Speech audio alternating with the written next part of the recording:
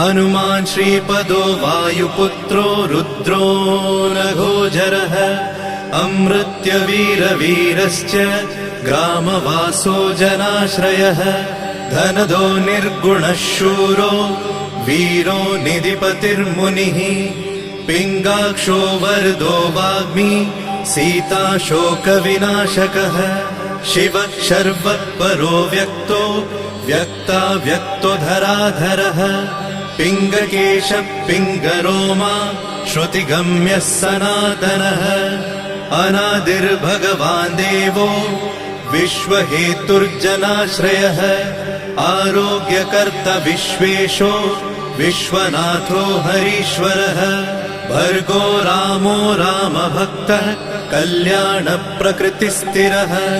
विश्वम्भरो विश्वमूर्तिर्विश्वाकारश्च विश्वपः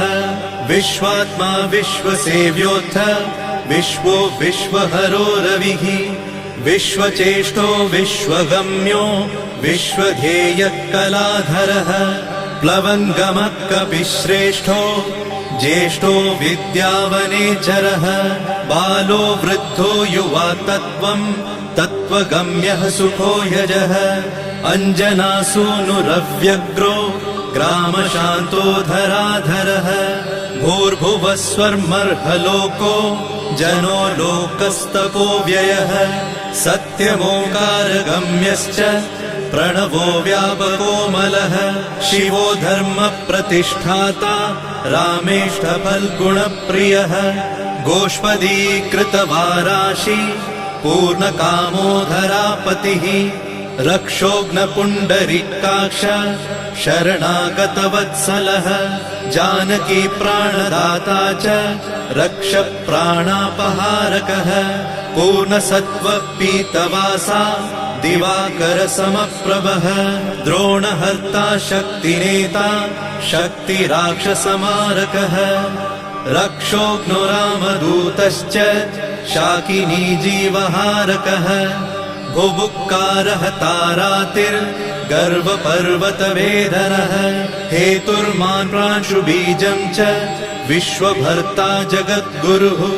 जगत्त्राता जगन्नाथो जगदीशो जनेश्वरः जगत्पिता हरिश्रीशो गरुडस्मयभञ्जनः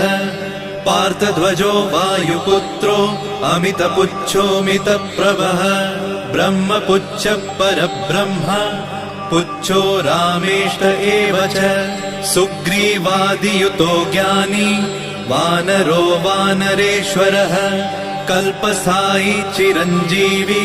प्रसन्नश्च सदाशिवः सन्मतिः सद्गतिर्भुक्ति मुक्तिदः कीर्तिदायकः कीर्तिः कीर्तिपदश्चैव समुद्रः श्रीपदः शिवः उदधिक्रमणो देवः संसारभयनाशनः वार्धिबन्धनकृद्विश्व जेता विश्वप्रतिष्ठितः लङ्कारिः कालपुरुषो लङ्केशगृहभञ्जनः भूतावासो वासुदेवो वसुस्त्रिभुवनेश्वरः श्रीरामदूतः कृष्णश्च लङ्काप्रासादभञ्जनः कृष्णः कृष्णस्तुतः शान्तः शान्तिदो विश्वपावनः विश्वभोक्ता च मूर्तिग्रह ब्रह्मचारी जितेन्द्रियः ऊर्ध्वगोलाङ्गुलीमाली लाङ्गूलहतराक्षसः समीरतनुजो वीरो वीरमारो जयप्रदः जगन्मङ्गलदः पुण्यः पुण्यश्रवणकीर्तनः पुण्यकीर्तिः पुण्यगतिः जगत्पावनपावनः देवेशोजितरोधश्च रामभक्तिविधायकः ध्याता ध्येयो नभः साक्षी चेतश्चैतन्यविग्रहः ज्ञानदः प्राणदः प्राणो जगत्प्राणः समीरणः विभीषणप्रियः शूरो पिप्पलाश्रयसिद्धिदः सुहृत्सिद्धाश्रयः कालः कालभक्षकभर्जितः लङ्केशनिधनस्थायी लङ्कादाहक ईश्वरः चन्द्रसूर्याग्निनेत्रश्च कालाग्निः प्रलयान्तकः कपिलः कपिशः पुण्य राशिर्द्वादश राशिगः सर्वाश्रयो प्रमेयात्मा रेवत्यादिनिवारकः लक्ष्मण प्राणदाता च सीता जीवनहेतुकः रामध्येयो ऋषिकेशो विष्णुभक्तो जटीबली देवारिदर्पहा होता कर्ता हर्ता जगत्प्रभुः नगरग्रामपालश्च शुद्धो बुद्धो निरन्तरः निरञ्जनो निर्विकल्पो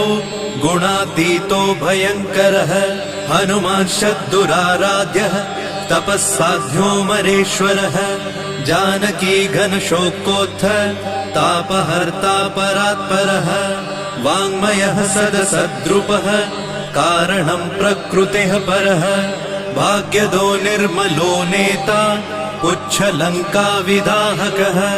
पुच्छबद्धो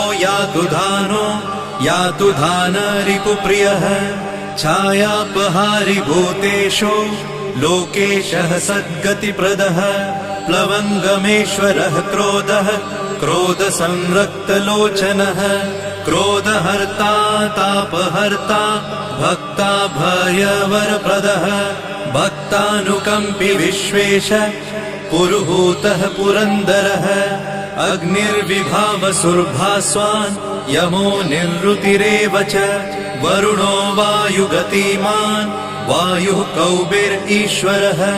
रविश्चन्द्रः कुजः सौम्यो गुरुः काव्यो शनैश्चरः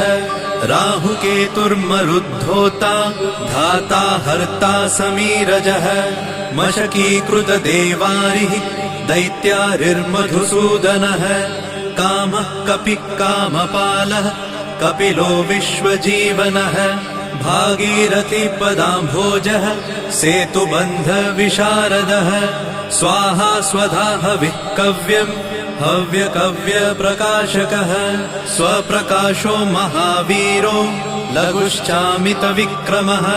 प्रडिनोडीन गतिमान् सद्गतिस्पुरुषोत्तमः जगदात्मा जगद्योनिर्जगदन्तो ह्यनन्तकः विपाप्मा निष्कलङ्कश्च महान् महदहङ्कृतिः खं वायुः पृथिवीयप वह्निर्दिक्काल एव च क्षेत्रज्ञः क्षेत्रपालश्च पल्वलीकृतसागरः हिरण्मयः पुराणश्च खेचरो भूचरो मनुः हिरण्यगर्भः सूत्रात्मा राजराजो विशाम्पतिः वेदान्तवेद्योद्गीतश्च वेदाङ्गपारगः प्रतिग्रामस्थितः साध्य स्फूर्तिदाता गुणाकरः नक्षत्रमालिभूतात्मा सुरभिः कल्पपादपः चिन्तामणिर्गुणनिधिः प्रजापतिर्नुत्तमः पुण्यश्लोकः पुरारातिर्ज्योतिष्मान् शार्वरीपतिः किलिकिल्यारवत्रस्त भूतप्रेतपिशाचकः ऋणत्रयहरः सूक्ष्मः स्थूलः सर्वगतः पुमान् अपस्मारहरः स्मर्ते श्रुतिर्गाथा स्मृतिर्मनुः स्वर्गद्वारः प्रजाद्वारो मोक्षद्वारं कपीश्वरः नादरूपः परब्रह्म ब्रह्मा पुरातनः एको नैको जनः शुक्ल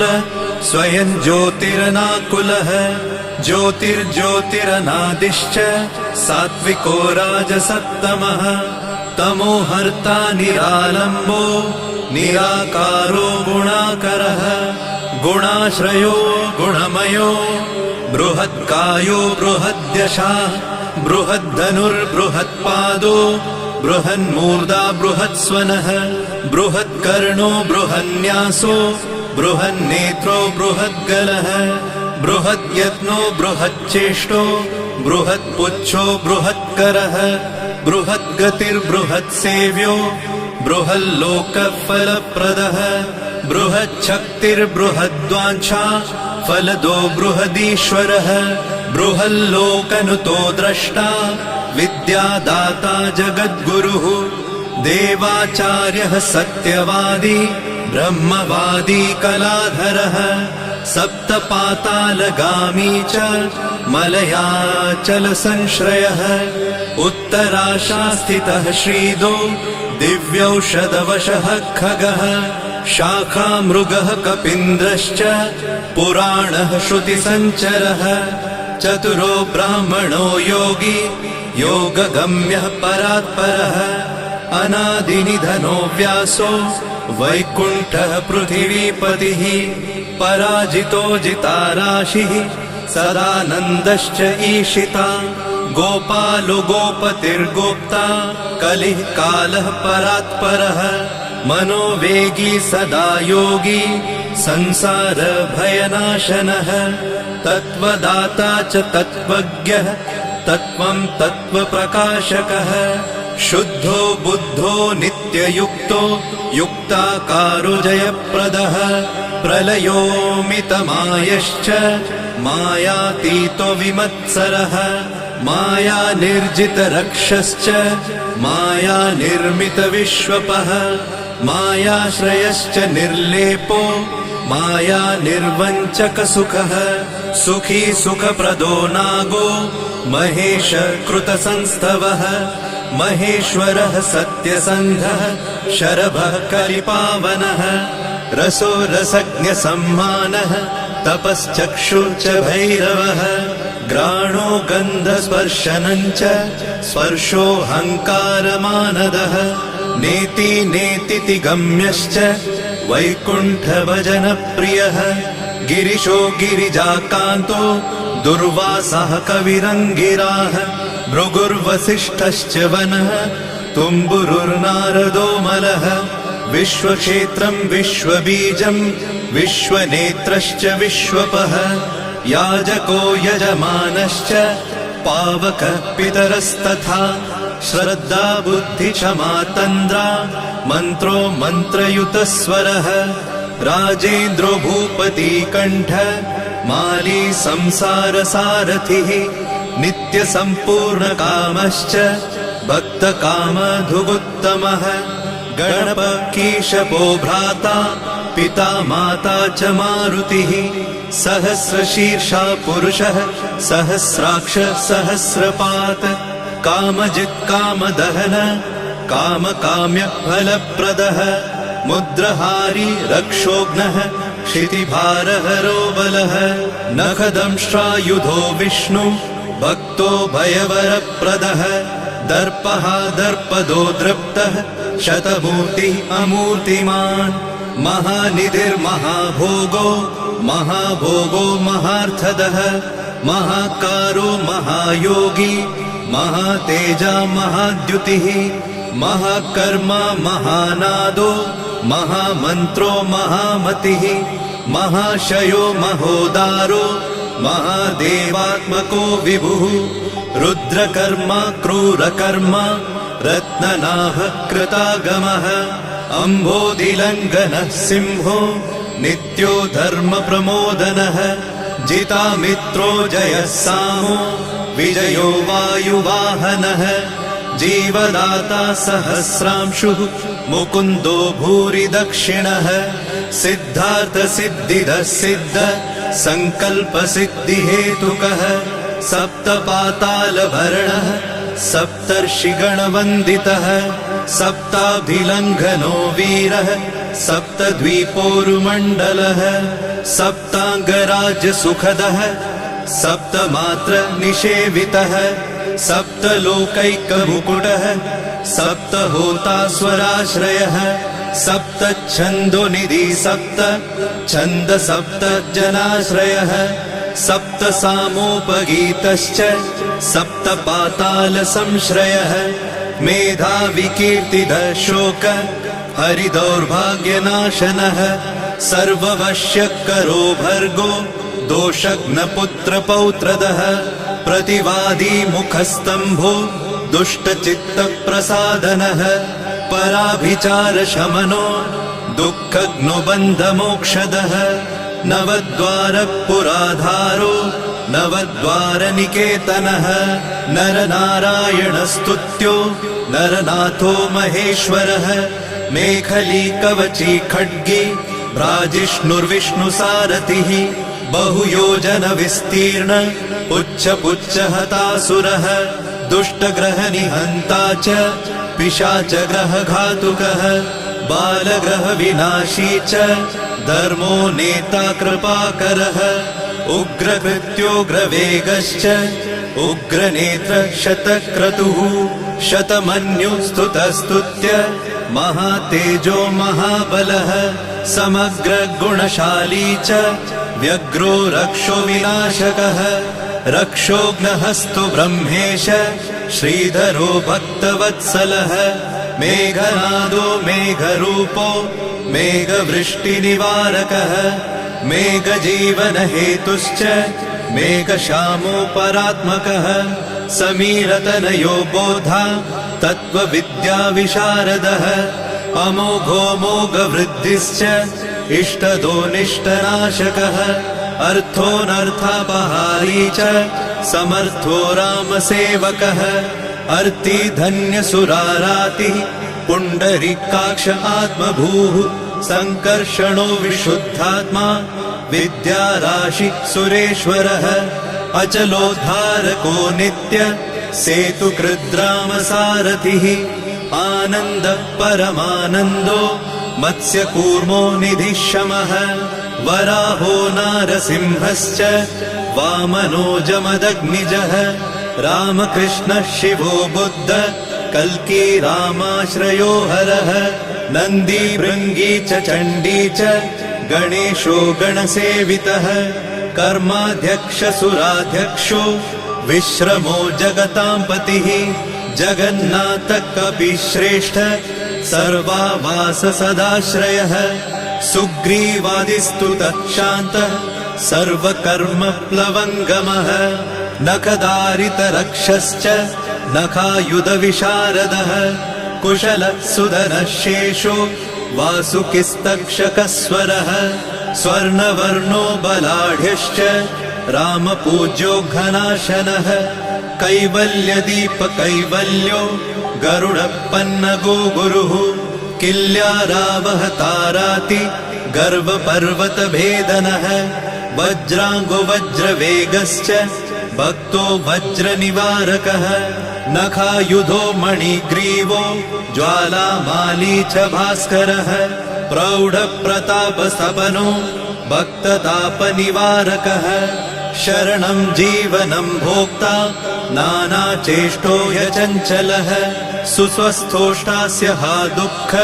शमनः पवनात्मजः पावनः पवनः कान्तो भक्तागः सहनो बलः मेघनादरिपुर्मेघ नादसंहृतराक्षसः क्षरोक्षरो विनीतात्मा वानरेश सताङ्गतिः श्रीकण्ठ शितिकण्ठश्च सहाय सहनायकः अस्थूलस्त्वननुर्भर्गो देव संसृतिनाशनः अध्यात्मविद्यासारश्च अध्यात्मकुशलः सुधिः अकल्मषः सत्यहेतु सत्यगः सत्यगोचरः सत्यगर्भः सत्यरूपः सत्यसत्यपराक्रमः अञ्जना प्राणलिङ्गश्च वायुवंशोद्भवः सुधिः भद्ररूपो रुद्ररूपः सुरूपश्चित्ररूपधृत् मैनाकवन्दितः सूक्ष्म दर्शनो विजयो जयः क्रान्तदिग्मण्डलो रुद्रः प्रकटीकृतविक्रमः कम्बुकण्ठप्रसन्नात्मा हृस्वनासो वृकोदरः लम्बोष्ठकुण्डलिचित्र मालियोगविदाम्बरः विपश्चित्कविरानन्द विग्रहोऽनन्यशासनः फल्गुनीसूनुरव्यग्रो योगात्मा योगतत्परः योगवेद्यो योगकर्ता योगयोनिर्दिगम्बरः अकारादिक्षकारान्त वर्गनिर्मितविग्रहः उलूखलमुखः सिंह संस्तुतः परमेश्वरः श्लिष्टजङ्घः श्लिष्टजानु श्लिष्टपाणि शिखाधरः सुशर्मामितशर्मा च नारायणपरायणः जिष्णुर्भविष्णुरोचिष्णुर्ग्रसिष्णुस्थाणुरेव च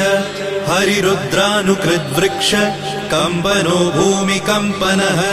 गुणप्रवाहसूत्रात्मा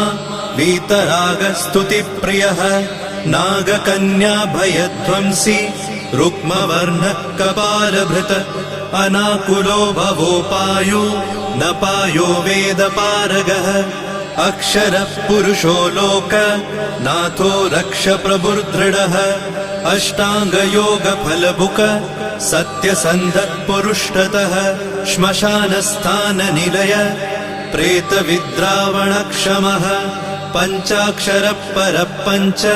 मातृको रञ्जनध्वजः योगिनी वृन्दवन्द्यश्च शत्रुघ्नोऽनन्तविक्रमः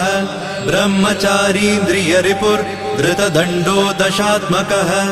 अप्रपञ्चः सदाचार शूरसेनविदारकः वृद्धप्रमोदश्चानन्द सप्तजिह्वापतिर्धरः नवद्वारपुराधार प्रत्यग्रसामगायकः षट्चक्रधाम स्वर्लोको भयहृन्मानदो मदः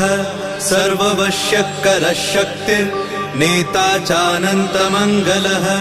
अष्टमूर्तिर्धरो नेता विरूपस्वरसुन्दरः धूमकेतुर्महाकेतु सत्यकेतुर्महारथः नन्दिप्रियः स्वतन्त्रश्च मेखली समरप्रियः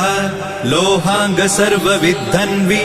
षट्कलः शर्व ईश्वरः फलभुक्फलहस्तश्च सर्वकर्मफलप्रदः धर्माध्यक्षो धर्मफलो धर्मो धर्मप्रदोऽर्थदः पञ्चविंशतितत्त्वज्ञ स्तारक ब्रह्म तत्परः त्रिमार्गवसतिर्भीमः सर्वदुःखनिबर्हणः ऊर्जस्वान्निर्गलः शूली मालिगर्भो निशाचरः रक्ताम्बरधरो रक्तो रक्तमाला विभूषणः वरमाली शुभाङ्गश्च श्वेतश्वेताम्बरो युवा जयो जय परिवारः सहस्रवदनः कविः शाकिनी डाकिनी यक्ष रक्षो भूतौघभञ्जनः सद्यो जातः कामगतिर्ज्ञानमूर्तिर्यशस्करः शम्भुतेजा सार्वभौमो विष्णुभक्तप्लवङ्गमः चतुर्नवतिमन्त्रज्ञ पौलस्त्यबलदर्पः सर्वलक्ष्मीप्रदः श्रीमान् अङ्गदप्रिय ईडितः स्मृतिर्बीजं सुरेशानः संसारभयनाशनः उत्तमः श्रीपरिवार श्रीभूदुर्गा च कामदृक् सदा गतिर्मातरिष्वा रामपादाब्जषट्पदः नीलप्रियो नीलवर्णो नीलवर्णप्रियः सुहृत् रामदूतो लोकबन्धु रन्तरात्मा मनोरमः श्रीरामध्यानकृद्वीरः सदा किं पुरुषस्तुतः रामकार्यान्तरङ्गश्च शुद्धिर्गतिरनामयः पुण्यश्लोकपरानन्द परेश प्रियसारथिः लोकस्वामी मुक्तिदाता सर्वकारणकारणः महाबलो महावीरः पारावारगतिर्गुरुः समस्तलोकसाक्षी च समस्तसुरवन्दितः सीता समेत श्रीराम पादसेवाधुरन्धरः इति श्री आञ्जनेय सहस्रनाम स्तोत्रम् सम्पूर्णम्।